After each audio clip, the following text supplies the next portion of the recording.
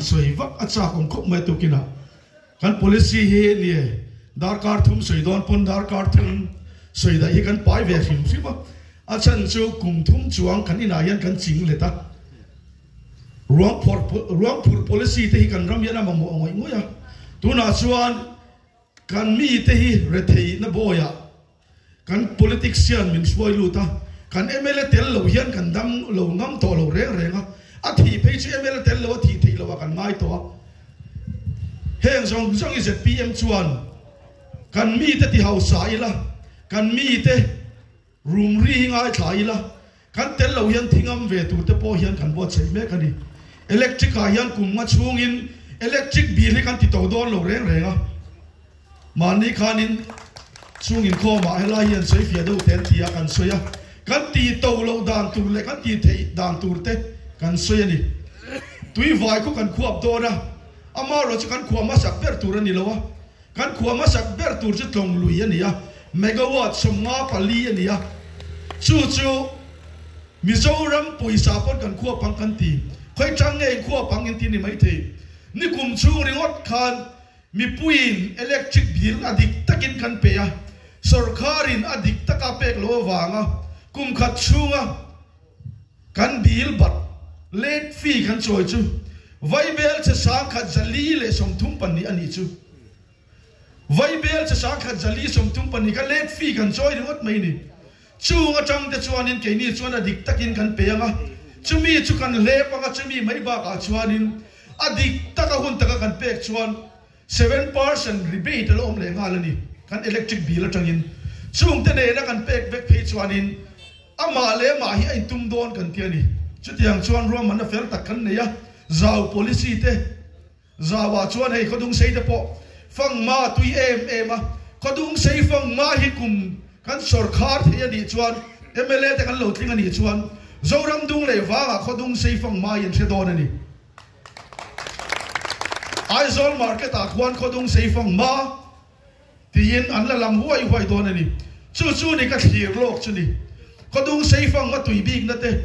chak tlang dung an chabe tui big na te ki Aizol a kwan kan supply don ani chumi tur chuan rom an na fel tak kan siama chumi tur chuan in khoyang e kan dang vegetable supply chain ko ngai kan dang ti te kan ngai to ani chutiang tur chuan bul kan tranaga kan policy sim ma hianin tun ma chuan kan minister ten office an vakala secretary te director te ne na te hey eng ma kan se silowa in mi kai suai nan duaya sarkar na kan kal ho don nian ti thi ke ni is PM a chuan kha tlem le nakina kan semanga bu pek za somnga cha kan kai suai dan tur kan ruwa man veka chu mi puya sem chi pon ni lawa sarkar officer ten department tin te ta tur kan pe don ni kan office luan ni atangin hetiang yan kan kal dona hetiang yan ba kan la dona enge theilo na tin che assembly house a kan pass a theilo na dan chuan a omani chuan seruti in a theilo na kan zor le dona tuna chuan a theilo tin an chang ve kani hei ke ni ZPM chuan MLA te chu legislative party assembly a dan siam tu an nia kun da thok tu te ta ni dan thar kan siam don ni chumi lo te na tan chuan kun da thok tu za som ruk panga chuang te hianin budget a che khat po kan nei ve lowa ke ni chuan so thing le thai thar pali kan target a chumi tan ringot po chuan vai bel thesa kan da don ni kun da thok tu te tan liao chu mai chu ni lovin kan policy dang ar vulte ker vulte vok vulte bong vulte le zau dang a zau te phai zau te kha ngau ti lot lim na khan vai bel chetam tak kan la da don bok ani chu tiang tur chen ma kan la anga eng tin nge lo thenang chu ke ma ni man kan theilo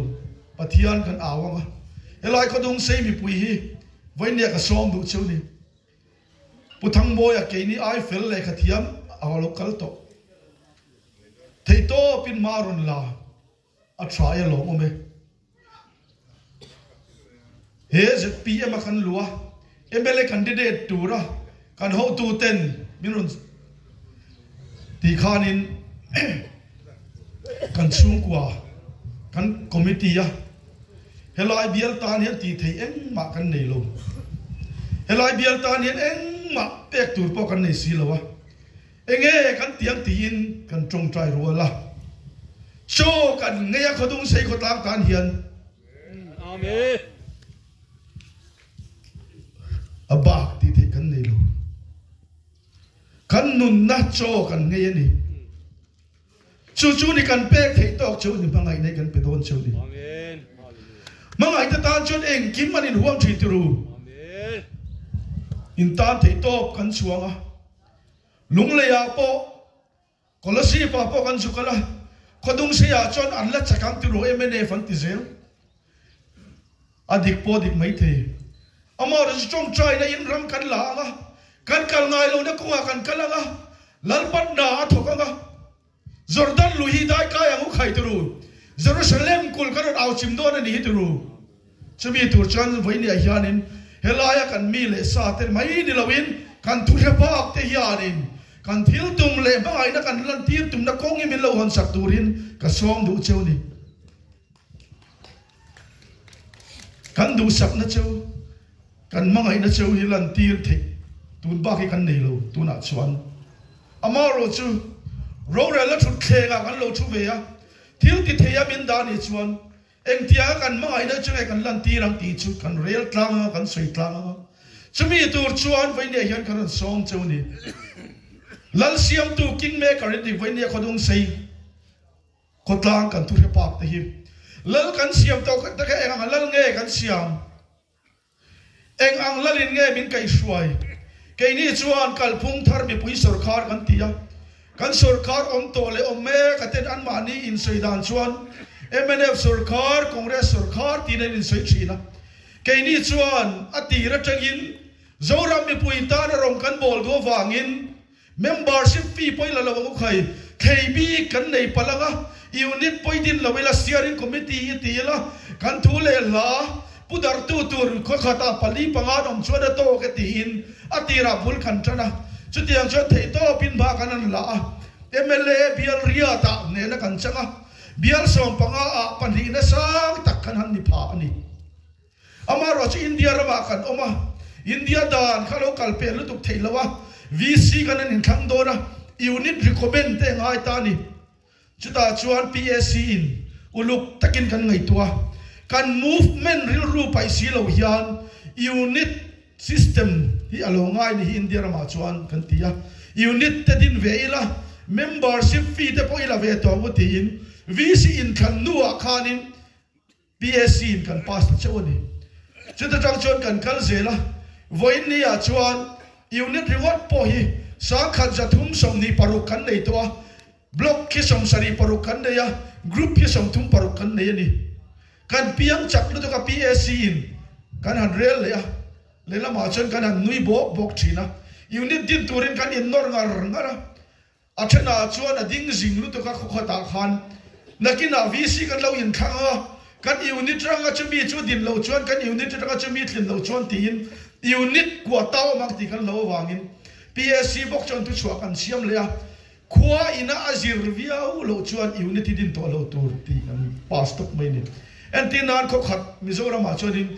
kan han kala heta in som thum ve lo ba kan kal le ngar ngar ram noi te lo ma adanga in som ma ve lo om le a khatiang khan KM khat don all te lo ma kan ram in zir lo wangin khatiang ang ka chu abial to GS in uluk taka en poi nuwa din ka kan chuan unit din di se ti in kan tia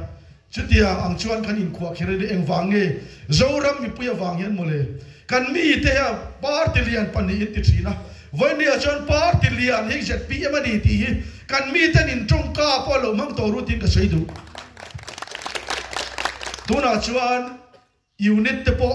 in thandon ania kan ma bo dana sirin atul danangin candidate ten in rona din thei kan ti vele ta chu ni chu wang chuan unit te po din phalila sang ni te po kan kai thei mai thei ni chu su kan din mun ani amara chu rama wang zo kin din ri lo wang ti in kan rela thei top chu ne ram tan in ke kan pe na ni kan ram hian kal na thin kan ne ya kal dan kan ne hei basketball volleyball ko ta kan in mukho ma kan politician te hian politics kan lu hian in khelda tual zola ke da angin kan in ngaya thu mau mal lo te po soi thianga kan ngaya câu sản rong bol tu vậy mấy à thế khốt lang à thế rong bol tu thế pun politics phi là chọn đốt var thì in thu thế kan soi trina chú chỉ kan ram hian là dấu tổ lâu khát tiếng á kan ram hian là tuar lu tu ka kan red hei pha kan har sat pha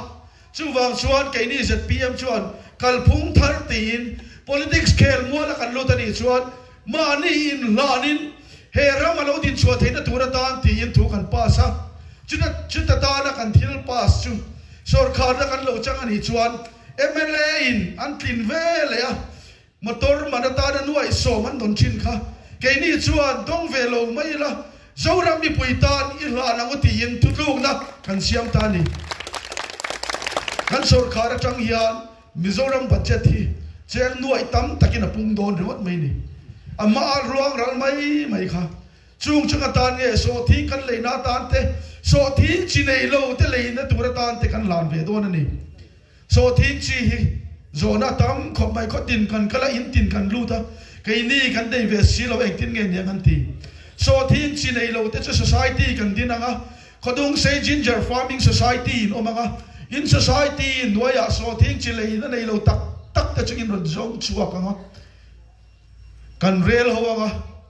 anei lo tak tak chu ke ziza in bul kan chan tir don ani so thing chi man ke ziza man kan pe don ani lonin chu society in atul angin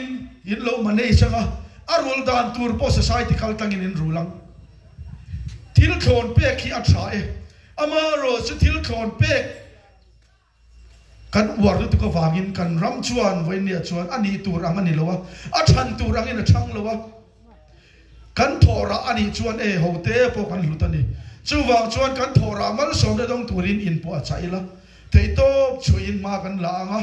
he ram tu chemek tung ding ani chen kan klak tak ang khan